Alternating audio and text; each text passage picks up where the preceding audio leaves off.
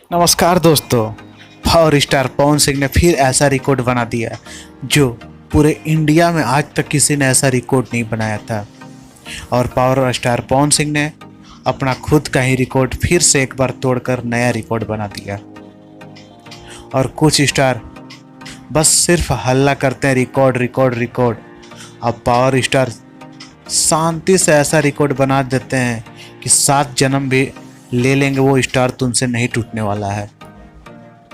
नमस्कार दोस्तों, आप हमारे चैनल अभय भोजपुरिया का मंच पर आपका स्वागत है। यदि आपने अभी तक हमारे चैनल को सब्सक्राइब नहीं किया तो हमारे चैनल को सब्सक्राइब कर लीजिएगा। आपको बता दें कि पावर स्टार पवन सिंह का हाल में 2 गाना है।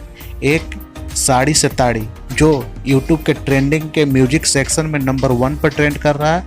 वहीं कल रिलीज हुआ गाना जिंदगी 2 मुलाकात यूट्यूब के म्यूजिक सेक्शन में नंबर 2 पर ट्रेंड कर रहा है। और ऐसा पावर स्टार पवन सिंह ने दूसरी बार किया है कि किसी स्टार का गाना नंबर 1 और नंबर 2 पर ट्रेंड कर रहा हो।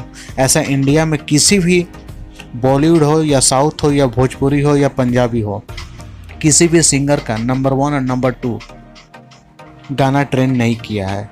और इसके पहले पावर स्टार पवन सिंह का ही गाना था, भोले बाबा बोल बम में था, पीली पुदीना और बारिश।